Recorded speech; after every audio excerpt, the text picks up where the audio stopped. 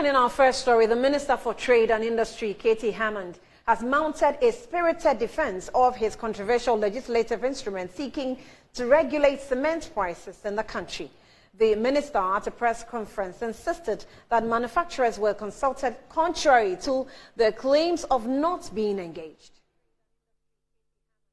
It's like the kind of stabilization fund that we put up, we established under the fund under the petroleum sector. Put something together so we have a situation where in Bolga, a bag of cement sells the same as it sells in Accra. In Kumasi, it sells the same as it sells at Sefi Bakwa. We discuss all these matters. And then, of course, let's also ensure that there is some kind of sense. You know, it shouldn't be so arbitrary. I wouldn't allow a situation where you then have an oligarchy operating when there wasn't a monopoly. If there was a monopoly, one Gasem was the only company operating. We tended to have a monopoly. Now we have all of them, and still petroleum cement prices are not coming down. So I asked them to ensure that something was done about this. In my absence, I was told that the minister wasn't going to be able to do anything. They would not listen, they wouldn't do it, they would go the way they want. I mean, encouraging them to do it is a moral persuasion. If moral persuasion fails, there is a system in the country, there's a constitution, we operate by rule of law. You come to parliament and then you ensure that there are laws. I mean, we have the constitution. So if the constitution mandates me to bring an ally, I bring the ally to ensure that somebody abides by, if we don't accept the moral principle, at least some sort of economic principle. The good people of Ghana must benefit. I don't think it is fair for the way they are pricing and the way haphazardly each one of them deciding and dictating how much a bag of cement should be sold. That I don't subscribe to, but they tell me that that is convention of parliament. I've been here for a number of years. You guys know I have been here. The constitution is clear. If a minister or whoever is responsible intends to lay an ally, you lay it. Now, joining us via phone is Vice President of the Progressive Road Contractors Association, Hammond K. Labi, to speak to us on this development. Thank you so much for your time, sir, and you're welcome to Newsbeat. So Katie Hammond has actually denied the fact that he engaged stakeholders in this decision of the LI before coming public with it. What do you say to his defense? Thank you for giving this opportunity. You see, your call has been put. Your call.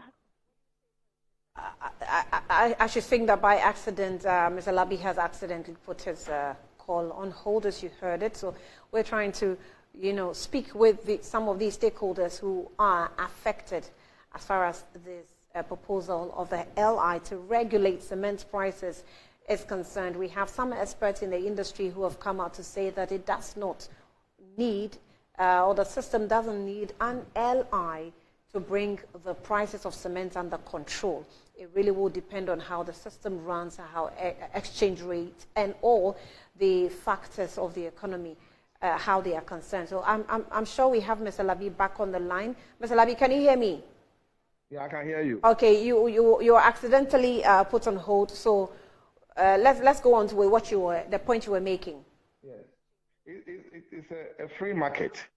You see, so if you want to use a bully tactics on the... Your call has been...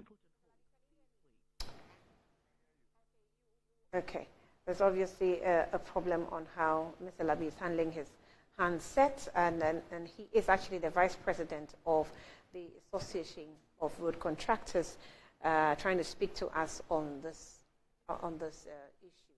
I guess that's why we are having that problem. But like I was saying earlier, we have the manufacturers of cement products who are also saying they could be liable, or the LI is proposing that they could be liable to 3 years in jail if they flout certain provisions of the legislative instruments being proposed by the Trade Minister, Katie Hammond. Mr. Labi, are you back on the line? Okay, so this stiff penalty is actually what is contained in the proposed draft document the trade minister intends to present to the House. Do you actually think that it is strict enough if the manufacturers of cement could be liable to a 3-year jail term if they flout what the airline is about to propose?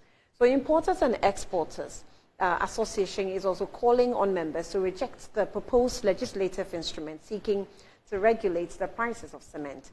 Samson Asaki Awingobe is the Executive Secretary of the association, and he joins us via phone to give us some more details. Let's hope this one is successful. Samson, thank you for your time. You're welcome. Good afternoon to you.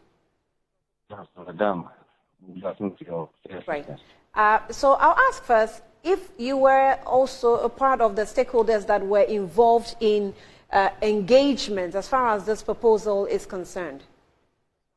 Not at all. Not at all. We're not. And that doesn't necessitate us to remember what happened some few weeks ago or some few months ago. Remember the bill for the LI that the trade minister intended. Asaki, if you can speak up a bit, I'm sorry, I can't hear you Yes. properly. All yes, right, good. yes. Thank you very much. So I'm saying that we were not as well invited to any stakeholders engagement, and we are also remembering what transpired 3 months ago, where the minister also sent a bill of that similar to Parliament, wanted to restrict certain importations of certain commodities, about 22 of them or so. I think we just read his bill that is sent to Parliament, where he's talking about jail terms of 3 years arrest. And so we strongly believe that the Honourable Minister may mean good for the country, but the way in which he's spreading is a dangerous zone. We strongly believe that Honourable Minister could have just invited the stakeholders, start with them, listen to their challenges, understand the overhead costs that they also run into, and then probably maybe convince Cabinet, convince the President of the Republic of Ghana to say, look, to do something for Ghanaians is to reduce certain taxes and fees and charges on these people. Right. And so that by so doing, we will make the business community halfway. Then, of course, they can also make you halfway by reducing the prices. But to bring certain autocratic leadership, we strongly believe that Ghana is not a price control economy. Yeah. Ghana is a liberal economy. And for that matter, any investor who invests, any business person is in business to make profit. I'm not saying that to make profit and kill the citizen, no. But we strongly believe that if the minister has something better to do, I think that he should do away with his emotions, he should do away with temperament, and rather sit with the business committee to discuss. If anybody who would deal with business committee, it should not be the trade minister. You remember, he is the trade and industry minister. And so anything that he would do to jeopardize trade or to jeopardize industries, I'm afraid, I don't think it should come from the minister. It should rather come from the business sector. That is what we are talking about. I'm afraid your comment is suggestive that the trade minister, as a trade minister, is not well abreast with the situation with taxes in terms of, importing the things you need in production of cement. Is that what you think or you see as the case? Yes, because if he actually into business and actually understand the dynamics that goes into it, he wouldn't have rushed to Parliament to do what he intends to do. Not. And he also knows that per the WTO, World Trade Organization, this is a public policy, a major policy. If he had succeeded getting this through, it's a big policy, you know it. And so this is a public policy.